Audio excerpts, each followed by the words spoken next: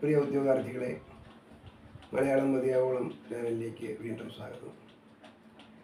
ഞങ്ങൾ പഠനത്തിൻ്റെ അടുത്ത ഘട്ടത്തിലേക്ക് കടന്നിട്ടുണ്ടാകുമെന്ന് കരുതുന്നു. ക്ലാസ്സുകളിൽ കൃത്യമായി തന്നെ അറ്റൻഡ് ചെയ്യുക. ഗൂഗിൾ മീറ്റ് ക്ലാസ്സുകളിലും അതുപോലെ തന്നെ ഇതിനോടകം കോഴ്സിൽ ചേർന്നിട്ടുള്ളവർ കൃത്യമായി ഡയറക്ഷൻസ് അനുസരിച്ച് തന്നെ മുന്നോട്ട് പോവുക. പിന്നെ അതിനോടൊപ്പം എല്ലാവർക്കുമായിട്ട് പൊതുവായിട്ട് ഒരു പൊതു പ്ലാറ്റ്ഫോമിലാണ് ഇപ്പോൾ ഈ കാര്യങ്ങളെല്ലാം അപ്ലോഡ് ചെയ്യുന്നത്. അതെല്ലാം എല്ലാവരും പ്രയോജനപ്പെടുത്തുക. എല്ലാവർക്കും വിജയാശംസകൾ നേർന്നുകൊണ്ട് അടുത്ത ഒരു ഘട്ടത്തിലേക്ക് കടക്കുകയാണ്. നമ്മുടെ മലയാള സാഹിത്യ പ്രസ്ഥാനത്തിന് പാട്ട് മണിപ്രവാളം എന്ന ആ ഒരു ഘട്ടം കഴിഞ്ഞ് മുന്നോട്ട് പോകുമ്പോൾ സാമൂഹിക പരിവർത്തനത്തിന് സഹായകമായിട്ടുള്ള പ്രസ്ഥാനങ്ങളിൽ പ്രധാനപ്പെട്ട ഒന്നാണ് നമ്മുടെ ഭക്തി പ്രസ്ഥാനം എന്ന് പറയുക. ഭക്തി പ്രസ്ഥാനത്തിൽപ്പെട്ട കവികളെക്കുറിച്ചും അവയുടെ പ്രത്യേകതകളെക്കുറിച്ചും നമ്മൾ മുൻപേ തന്നെ പറഞ്ഞിട്ടുള്ളതാണ്. മാർത്താണ്ഡവർമ്മ മഹാരാജാവ് തിരുവിതാംകൂർ ഭരിക്കുന്ന കാലഘട്ടത്തിൽ ഇവിടെ എത്തിച്ചേർന്ന അഭയം തേടിയെത്തിയ ഒരു കവിവര്യനുണ്ടായിരുന്നു. നമുക്കറിയാം അദ്ദേഹത്തിൻ്റെ ആവശ്യം എന്തായിരുന്നു ആവശ്യം? മഹീപതി ഭാഗവതോപമാനം മഹാപുരാണം ഭവനം മദീയം നോക്കുന്നവർക്കൊക്കെ വിരക്തിയുണ്ടാമർത്ഥങ്ങളില്ലെന്നൊരു ഭേദമുണ്ട്. ആ വരികളുടെ ആശയം മനസ്സിലാക്കിയ രാജാവ് അദ്ദേഹത്തിന് താമസിക്കാൻ ഇടവും ഭക്ഷണവും എല്ലാം കൊടുത്തു. അദ്ദേഹത്തെ കവി എന്നുള്ള രീതിയിൽ അംഗീകരിച്ചു. മാർത്താണ്ഡവർമ്മയുടെ ഭക്തി അദ്ദേഹത്തെയും സന്തോഷപ്പെടുത്തി. ആ സമയത്ത് ഇന്നത്തെ ഏറ്റവും സുപ്രസിദ്ധമായ ലോകത്തിൽ തന്നെ അറിയപ്പെടുന്ന ക്ഷേത്രങ്ങളിലൊന്നായ ശ്രീ പത്മനാഭസ്വാമി ക്ഷേത്രം പണിതുകൊണ്ടിരിക്കുകയായിരുന്നു. ആ പത്മനാഭസ്വാമി ക്ഷേത്രത്തിൻ്റെ പണി നടക്കുന്ന സമയമായിരുന്നു. അപ്പോൾ അവിടെ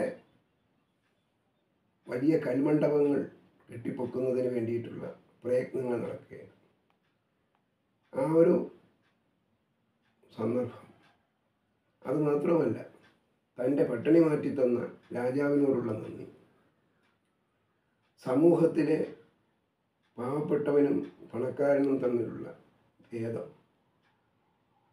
ഇതെല്ലാം കൃഷ്ണൻ്റെ കഥയുമായി ബന്ധപ്പെടുത്തി ചിന്തിക്കാൻ മനോഹരമായൊരു കാവ്യം എഴുതാൻ അദ്ദേഹം നിർബന്ധിതനായത് രാജാവിൻ്റെ ആജ്ഞ അനുസരിച്ചാണ്.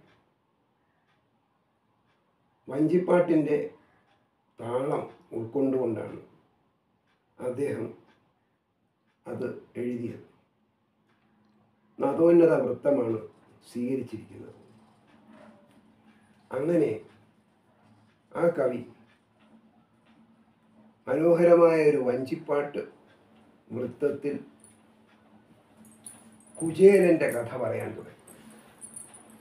കൃഷ്ണൻ്റെ ബാല്യകാല സഖാവായിരുന്ന കുചേലൻ, സുദാമാവ്,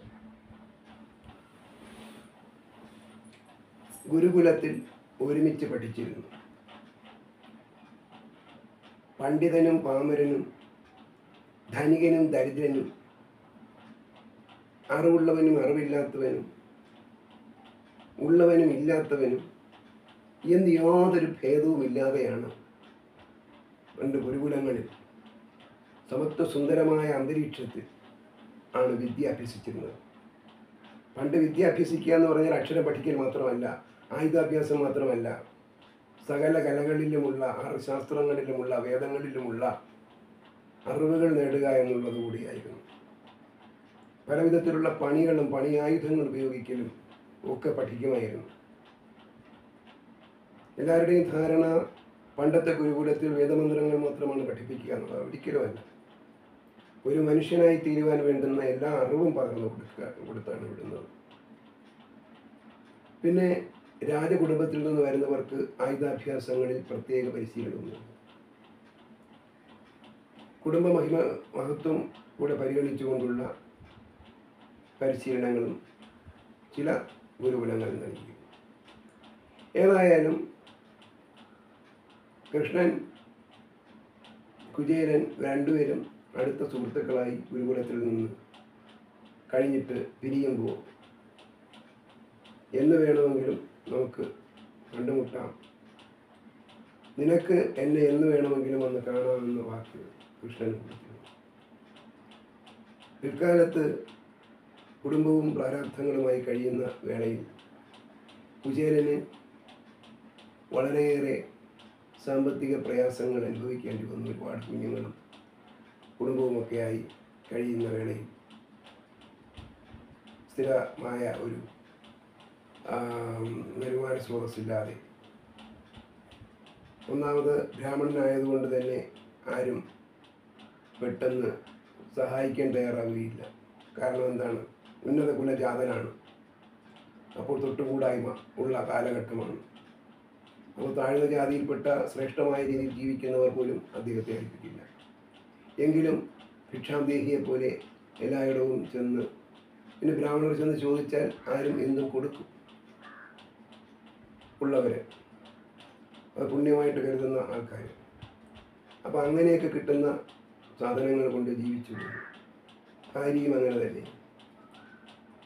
മക്കൾക്ക് വേണ്ടി അവരങ്ങനെ ജീവിതം നയിക്കുന്ന ഒരു ദുരിതപൂർണമായ കാലയളവിലാണ് ഭാര്യ പറയുന്നത്,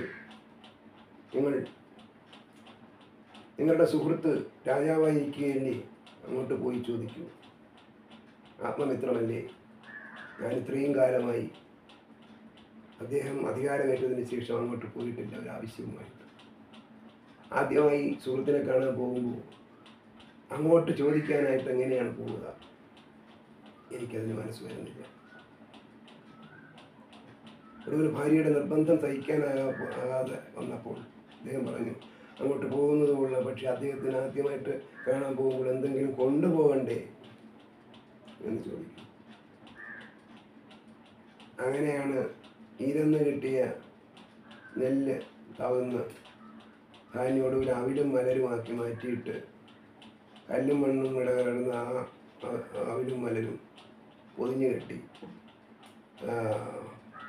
ഇടുപ്പിൽ കക്ഷത്തിൽ വെച്ചുകൊണ്ട് നമ്മുടെ വേദപുസ്തകവും പാരായണം ചെയ്ത്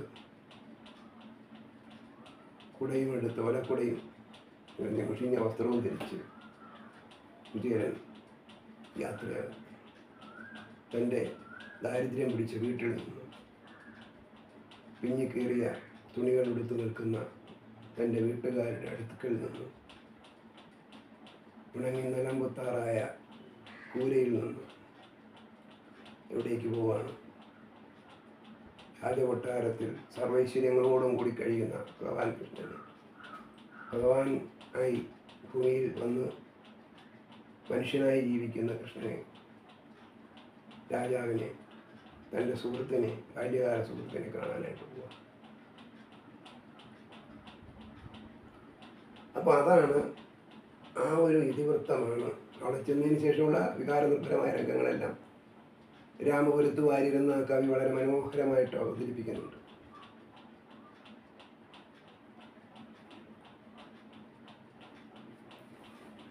ഓക്കെ.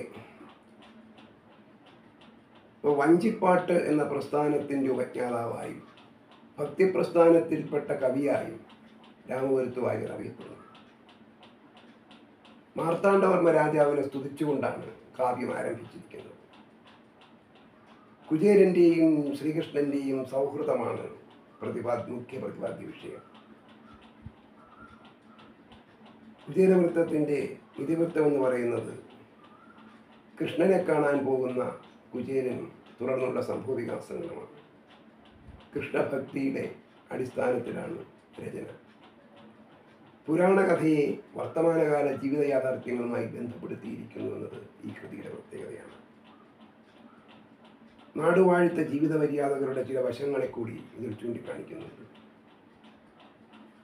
അങ്ങനെ വഞ്ചിപ്പാട്ടിനെ ഒരു കാവ്യ പ്രസ്ഥാനമാക്കി മാറ്റാൻ രാമപുരത്ത് വാര്യർക്ക് ഈ ഒരൊറ്റ കാവ്യം കൊണ്ട് സാധിച്ചു. 18-ാം ശതകമാണ് ഇദ്ദേഹത്തിൻ്റെ ജീവിത കാലയളവെന്ന് കരുതപ്പെടുന്നു. മാർത്താണ്ഡവർമ്മയുടെ നിർദ്ദേശപ്രകാരം ഭാഗവതം ദശമസ്കന്ധത്തിലെ സുധാമാചരിതമാണ് അദ്ദേഹം തൻ്റെ രചനയ്ക്ക് വേണ്ടി സ്വീകരിച്ചത്. ദാരിദ്ര്യത്തെ പ്രശ്നവൽക്കരിച്ച മലയാളത്തിലെ ആദ്യ കൃതിയായി കുചേലവൃത്തം വഞ്ചിപ്പാട്ടിനെ നിരൂപകർ വിലയിരുത്തുന്നുണ്ട്. കുചേലവൃത്തത്തെ മലയാളത്തിലെ കാൽപ്പനിക പ്രസ്ഥാനത്തിൻ്റെ മുന്നോടിയായി കരുതാമെന്നാണ് PK പരമേശ്വരൻ നായർ അഭിപ്രായപ്പെടുന്നത്. മലയാളത്തിലെ ഒറ്റക്കൽ മണ്ഡപമായി കുചേലവൃത്തത്തെ പുതുശ്ശേരി രാമേന്ദ്രൻ വിശേഷിപ്പിക്കുന്നു. ഇല്ല ദാരിദ്ര്യാർത്തിയോളം വലുതായിട്ടൊരാർത്തിയും എന്നിങ്ങനെ ദാരിദ്ര്യത്തിൻ്റെ തീക്ഷ്ണത അവതരിപ്പിച്ച ആദ്യ കവിയാണ് രാമപുരത്ത് വാര്യർ. 1915 രാമപുരത്ത് വാര്യർ രചിച്ച ഈ കൃതി ആദ്യമായി നമ്മുടെ അച്ചടിശാലയിലൂടെ പ്രസിദ്ധീകൃതമാകുന്നത്. നദോന്നത എന്ന വൃത്തമാണ് അടിസ്ഥാനമായി സ്വീകരിച്ചിരിക്കുന്നത്. വഞ്ചിപ്പാട്ട് പ്രസ്ഥാനത്തിൽ പിന്നെയും പല കൃതികൾ ഇവിടെ ഉണ്ടായി. ആത്മാവിഷ്കാരത്തിലൂടെ സ്വദുഃഖത്തിന് പരിഹാരം കണ്ടെത്തിയ കവിയായി രാമപുരത്ത് വാര്യരെ നിരൂപകർ വിശേഷിപ്പിക്കുന്നു. ആത്മാവിഷ്കാരത്തിലൂടെ സ്വദുഃഖത്തിന് പരിഹാരം കണ്ടെത്തിയത് അതിനെ അദ്ദേഹം ഉപാധിയാക്കിയത് തൻ്റെ കുചേലവൃത്തമെന്ന രചനയാണ്. S. ഗുപ്തൻ നായർ ഇങ്ങനെ വിലയിരുത്തുന്നു: ലഘുവായ ഒരു കാവ്യം കൊണ്ട് അലഘുവായ കീർത്തി സമ്പാദിച്ച കവിയാണ് രാമപുരത്ത് വാര്യർ. ഇങ്ങനെയാണ് അദ്ദേഹം വിലയിരുത്തുന്നത്.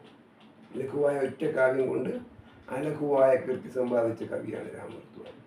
പൂന്താനം പോലെ നിരവധി കൃതികൾ എഴുതിയിട്ടുണ്ട്. പക്ഷേ ജ്ഞാനപ്പാനയിലൂടെയാണ് അദ്ദേഹം പ്രസിദ്ധനായത്. പക്ഷേ നിരവധി കൃതികളൊന്നും രാമപുരത്ത് വാര്യർ എഴുതിയില്ലെങ്കിലും ഈ ഒരൊറ്റ കൃതി കൊണ്ട് തന്നെ അദ്ദേഹം വളരെ വലിയ കീർത്തിയാണ് സമ്പാദിച്ചിരിക്കുന്നത്. ജന്മനാ ദരിദ്രനും ഭാവനാ കുബേരനുമായ രാമപുരത്ത് വാര്യർ സുധാമാചരിതം കൈകാര്യം ചെയ്തപ്പോൾ സ്വാനുഭവത്തിൻ്റെ ചൂടും മണവും അതിനെ ചൈതന്യവത്താക്കി എന്നാണ് S. ഗുപ്തൻ നായർ പറയുന്നത്. ജന്മനാ ദരിദ്രനും ഭാവനാ കുബേരനുമായ രാമപുരത്ത് വാര്യർ സുധാമാചരിതം കൈകാര്യം ചെയ്തപ്പോൾ സ്വാനുഭവത്തിൻ്റെ ചൂരും മണവും അതിനെ ചൈതന്യവത്താക്കി. ദ്രുതകവനമാണ് കുചേലവൃത്തം എന്ന് P. ദാമോദരൻ പിള്ള ചൂണ്ടിക്കാണിക്കുന്നു. ദ്രുതകവനമാണ് കുചേലവൃത്തത്തിൻ്റെ പ്രത്യേകത എന്ന് P. ദാമോദരൻ പിള്ള ചൂണ്ടിക്കാണിക്കുന്നു. ഗീതാഗോവിന്ദത്തിന് ഇദ്ദേഹം ഒരു വിവർത്തനം എഴുതിയിട്ടുണ്ട്. ഭാഷാഷ്ടപതി.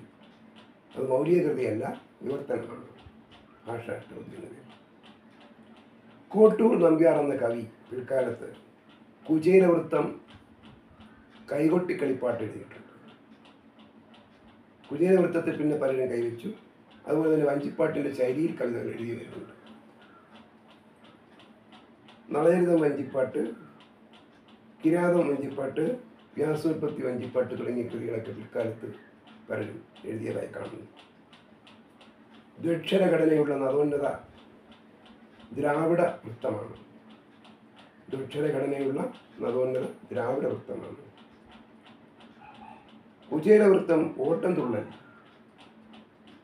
അനിഴം തിരുനാൾ തമ്പുരാൻ എഴുതിയിട്ടുണ്ട്. കുചേലവൃത്തം ഓട്ടം തുള്ളൽ. പിൽക്കാലത്ത് ഒരു ആട്ടക്കഥയും ഇതേ പേരിൽ ഉണ്ടായിട്ടുണ്ട്.